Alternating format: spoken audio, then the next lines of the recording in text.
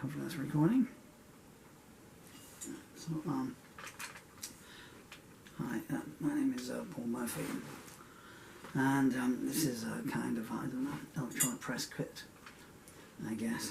I know, certainly when I'm doing songs, people don't like to hear me talk about the songs too much, but if anyone doesn't, they can edit out. So I have a, I wanted to do something for Faded Stardust.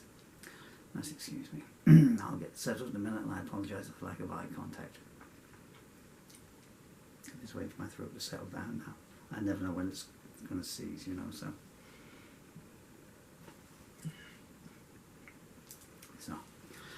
So I have a new book available on Amazon as of today, or the Finnish version of it, and it's called Faded Stardust, and the cover is, I'll just put my wheelchair around here. That's the cover of the hardback edition. Cover-back cover. Yeah, I won't show you the paperback cover, but if you go to Amazon and look at that one, then it will show you. Yeah.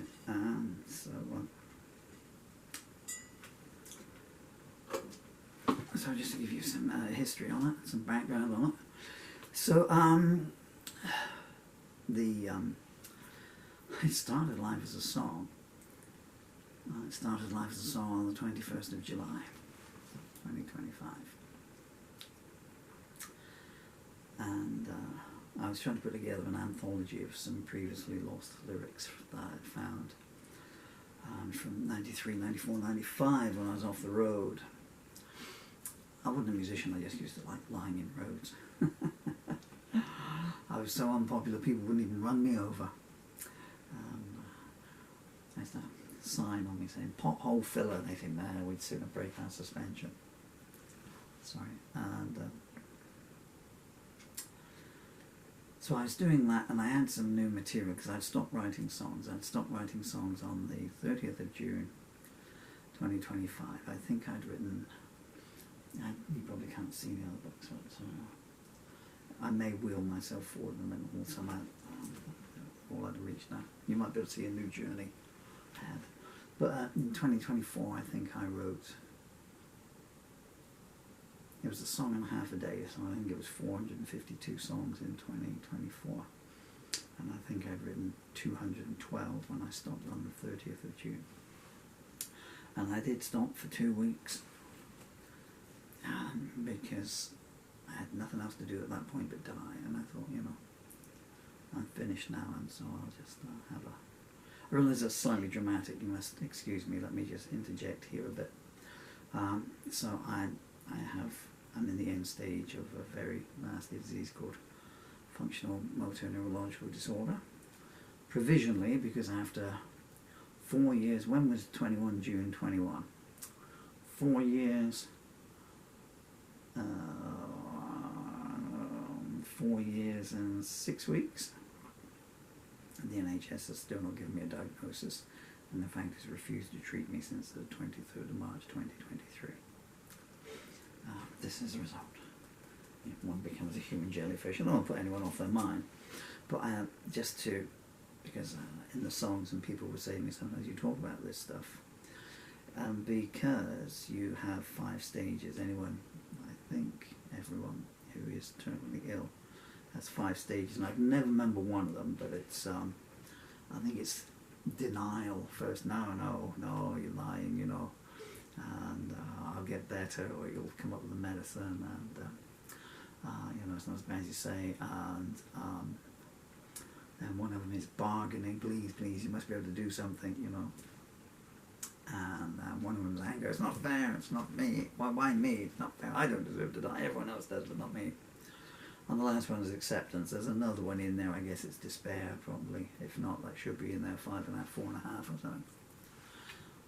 But I've been in the acceptance stage since January the 19th this year, when it became impossible for me to eat food. And optimist though I am, eating food is something of a prerequisite. I'm getting by on 2 soggy biscuits a day.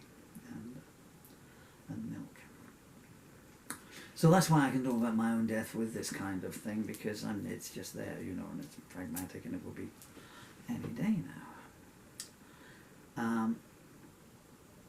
where was I going to here? I spent a lot of time just giving you background you probably didn't want to know. I was going to think that because I thought this book's going to... I know this book is causing questions because I've already been asked some of the ones that I was going to answer. So we fast forward, and I wrote another couple of new songs in the beginning of, not the beginning, but I think it was the second week of July. So I think I started again maybe the 11th or 12th of July. And I've taken these other lyrics out of the Muff song file, which has got 400 songs, and it's there. I can't lift it up because it's too heavy, and also because it's got pictures of a very beautiful German actress from, oh gosh, decades and decades and decades ago, I guess, on it. But scattered around the room, Barry Windsor Smith, Egon Schiele, Picasso was over there as well. Some drawings from some wonderful children. No pictures of me. Got a Jim Steranko over there, a black and white of the Nick Fury shield where he's doing. What's that Dali one? Persistence of Memory. Sorry, where was I going here? Circles. Thank you. And I thought I'll take these new songs, and what I'll do is I'll put together this anthology, and then I'll put the new songs at the back just to cap it off, you know. So that was 1993, 95, December 1995. All these songs were from. I remember that. I remember. Toblerone, wasn't it? I remember. We melted snow and ice to make hot beefy. Sorry. Rambling. Doesn't mean nothing to anyone who wasn't in England in 1976. Everyone's a foot on the nutcase. And this was going to be, you know, and here we go at 2025, you know, this is what I was doing then. So I started writing this song. I had the idea of the song about an actress whose career had come to an end. And I thought, well, I'll do this, you know. I didn't know how the song was going to end, but I had the idea of the song. And you can kind of tell it was going to be a long one because there was a bit of a story to tell, because you had to deal with the, you know, the stardom and then the fall, or the end of the stardom, not necessarily the fall from the stardom. And I thought, oh man, there's going to be 13 verses or something, you know, because I can't use a pen anymore. And typing, I don't have 3 fingers with feeling it. Once more with feeling, lad. John Lennon, I got a feeling. And I thought maybe it'll come in at 7 verses, so I started typing away. Because today I've just gone back to the first pages of the book to proofread it. Book is a clue. So, 21 days and 93,000 words later, I finished it at about 10 o'clock last night. And I told some people about it as it was coming along, and I don't think I'm going to live to see this. I was cranking out 4,000 words a day. It was written in order. But what can I tell you? You know, it just wouldn't stop coming. The words wouldn't stop coming. It was massive on day 1. And by day 2, because at the end of each day I start a new file up, you know, on day 2 I just got to move my wheelchair back and forth just a little bit. Hello there, how you doing? Otherwise the brain seizes up if it's not doing anything at all, you see, the stand disease. And it's brake, not the gear. Vroosh. Sonic the Murph Hog. Probably not a good place. Probably not a good place. Terminally ill. Yeah, probably not in a good place with the terminally ill. Not that. So yeah, I think it, obviously, you know, it is working out about 4,000 pages a day, and it was pretty much all I was doing, apart from, you know, falling over and falling out the wheelchair. Because these. I'll just go on a quick aside here. If you're eating your dinner, don't listen to this bit, right? Okay, so they make these incontinence pads, you know, these things, and they do have, but because they've got, you know, so they've got an absorbent layer, and they've got I guess, you know, fluid-proof layer. But the fluid-proof layer makes them slippery, you know, there's no traction there. You know, so you can be sitting in your wheelchair and stuff, you know, if you come to a sudden hole, you're, you know, it's like you're being shot out of someone's alimentary canal or something, you know. Alimentary earth would be that, you know, birth tube or whatever. And this is just an aside then. So I finished the book. And I won't go into too much detail. It's very adult. I was quite shocked on page 2 because I think it's about the first time I've ever used bad language in any of my songs. When you think I've written over 1,800 songs in 43 years of doing this, that's too bad, you know.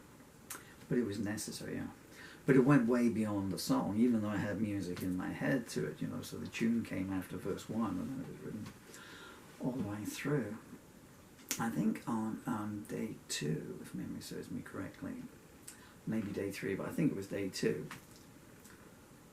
because I was so ill, I thought, I don't think I'm going to get here. So I always write in order, so the first word comes and I go all the way through. So I was writing in through, but I had to skip ahead a bit to a certain event that I thought maybe might come in halfway through the story. I didn't know how long it was going to be at that point, obviously.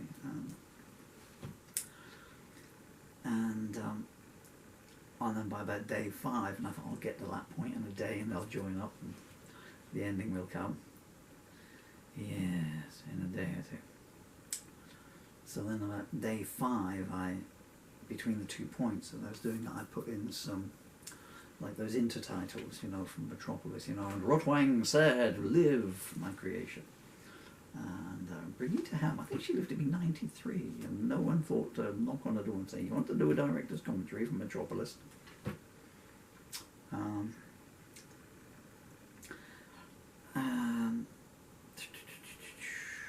Where was I going with this?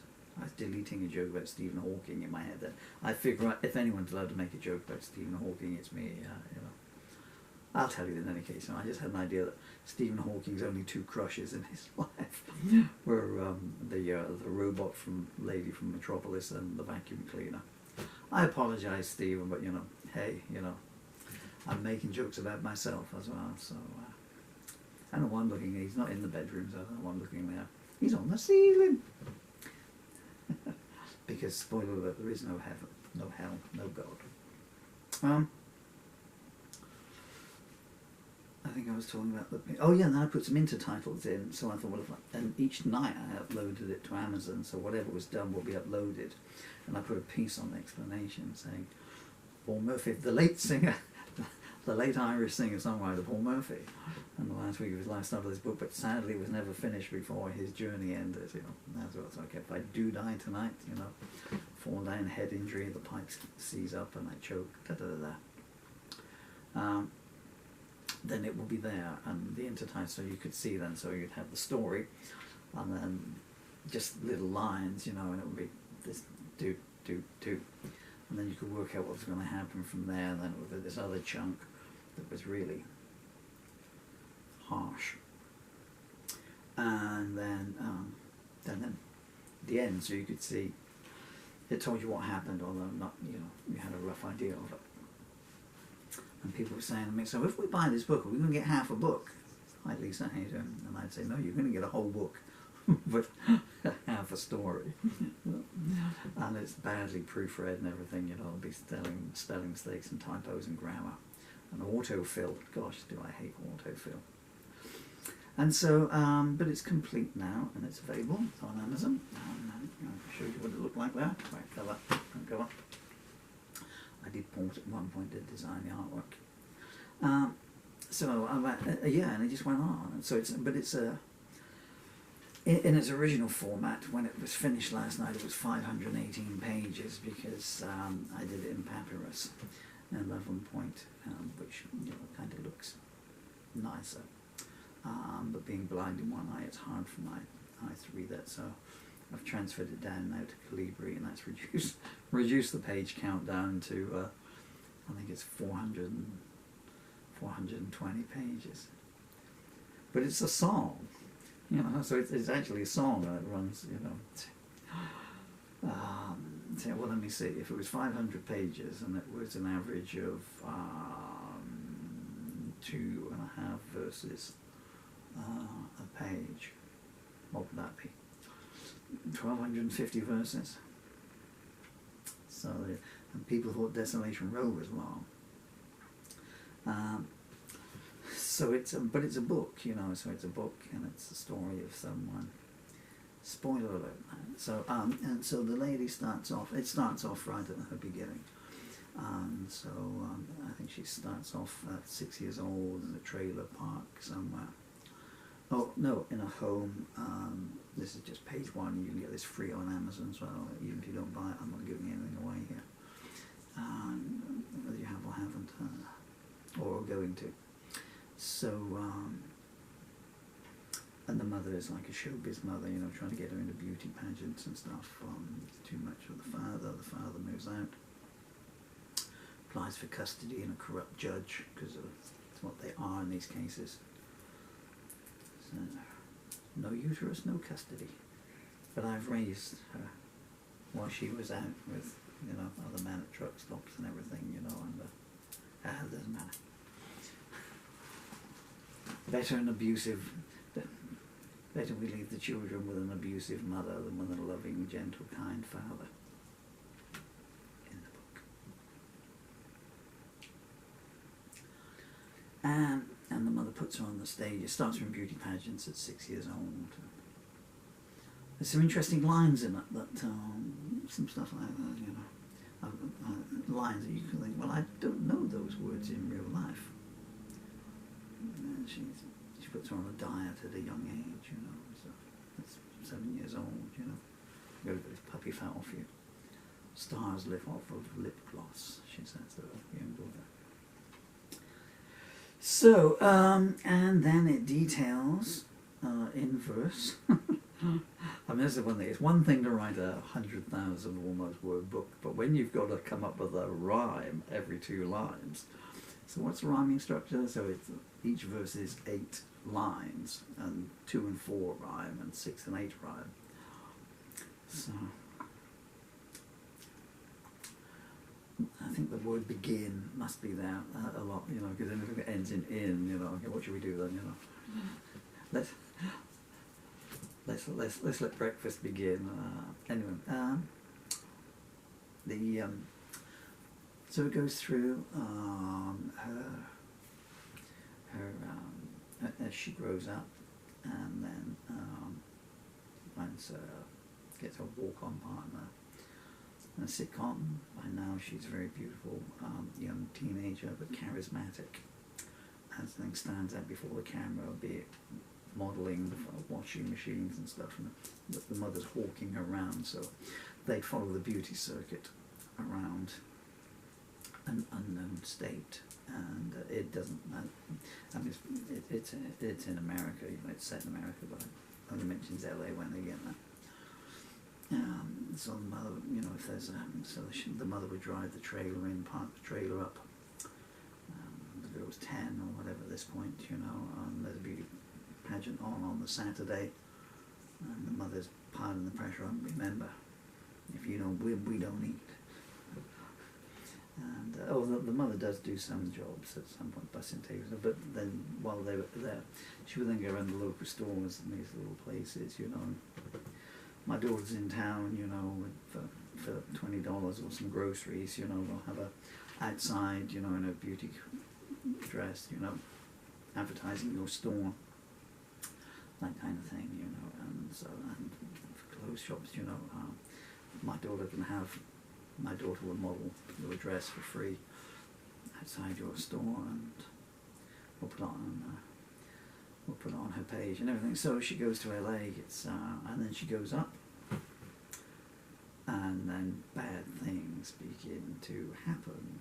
So it then explores some of the worst possible sides of the entertainment industry. I've been a musician, you know, most of my life, or a day job musician, as we used to call them.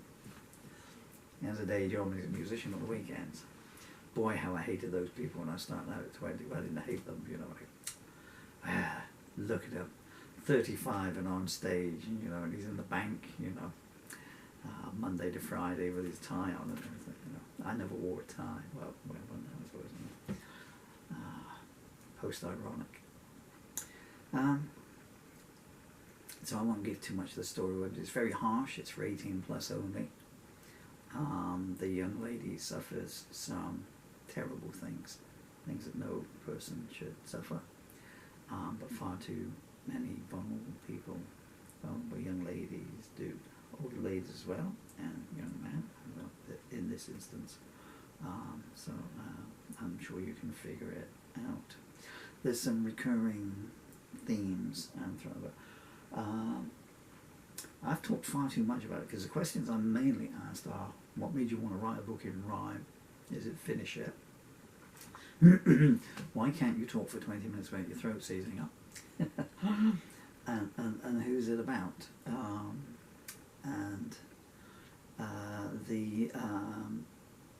When I was originally writing the original song, I had, the spark of it came from an ex-actress who is still living.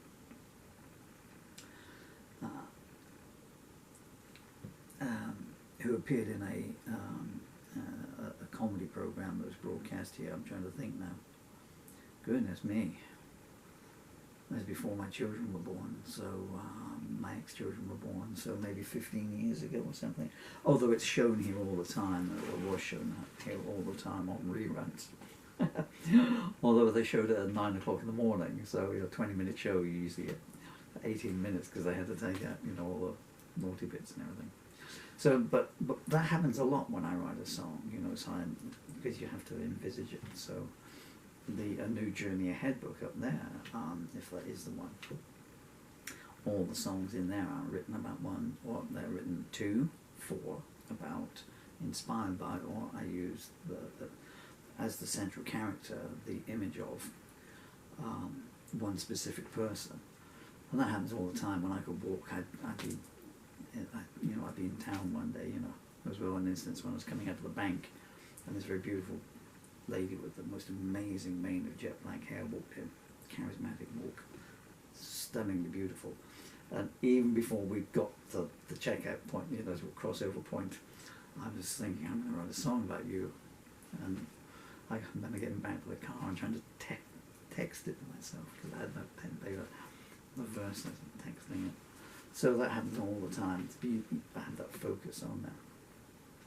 So that's where that came from. But I mean, I have no idea what this lady's life might have been about, and certainly I wouldn't imagine that anyway.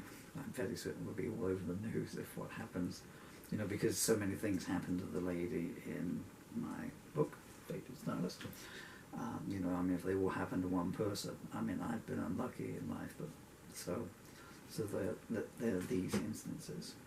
And then for certain parts of the story, because of that, I use different images of other people to write other certain parts. So there's, for instance, when she does a photo shoot, so I was using then the image of another person for the photo shoot. I did become aware at a certain point of two dead actresses. It occurred to me at some point, because I knew where the story was going, and I knew it didn't come out in the book, so here's one that I left out. And when I got to the end, or to a certain point, because the lady started off in a trailer park at 6 years old, and moving around, and I kind of had an idea. So there would be this parallel, so it would come then through, and at a certain point in the lady's journey, and then she would be in a certain circumstance, but 20 years later, and so I would copy and paste those verses, so the initial lines would be there, but with the current circumstances on it. And I use that motif throughout a few parts there. Well, I'll give it away now. So if you read the bits when she does the singing in there, when she's trying to make, when she's not very financially secure, there's another part in the book because she's been singing and dancing at a young age and everything.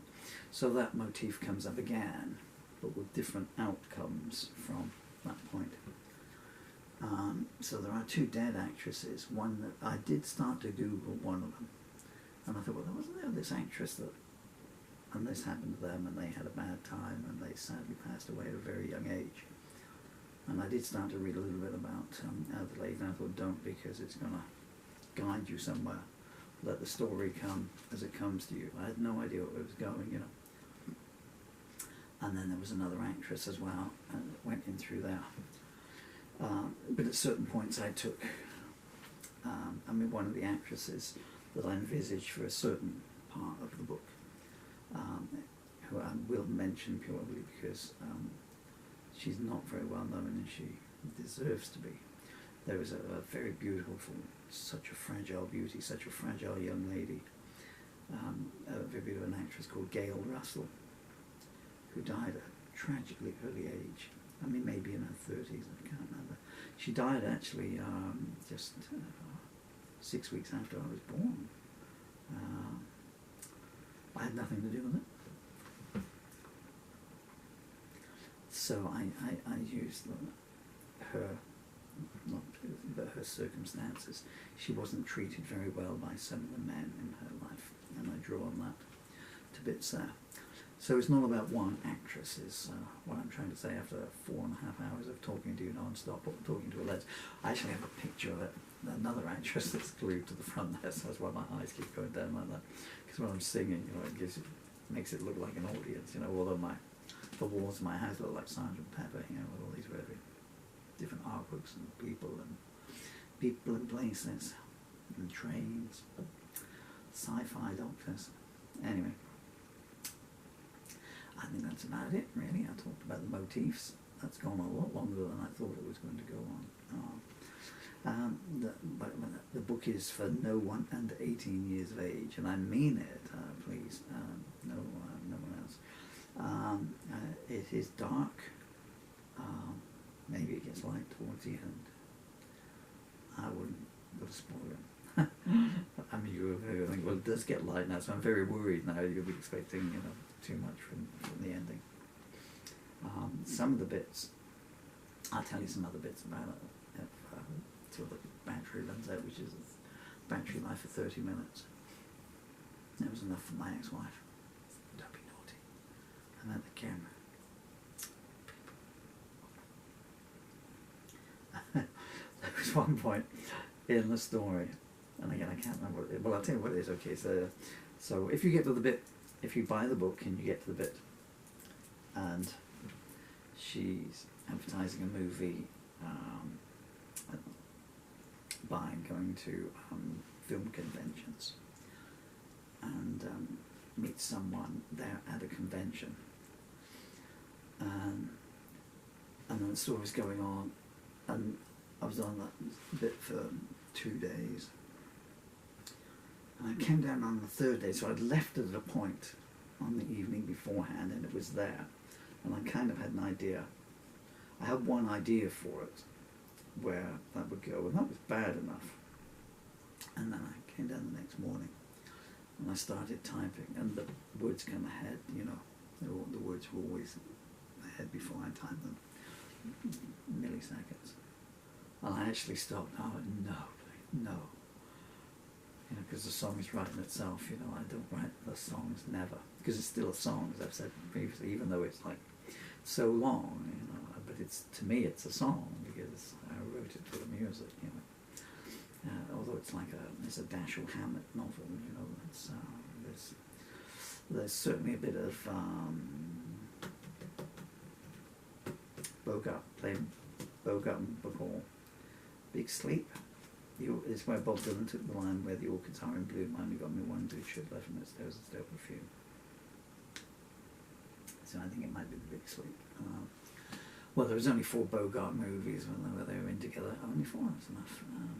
And it's certainly not the Have and Have Not, and it's certainly not Key West.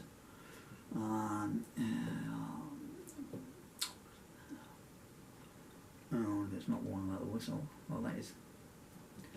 Sorry.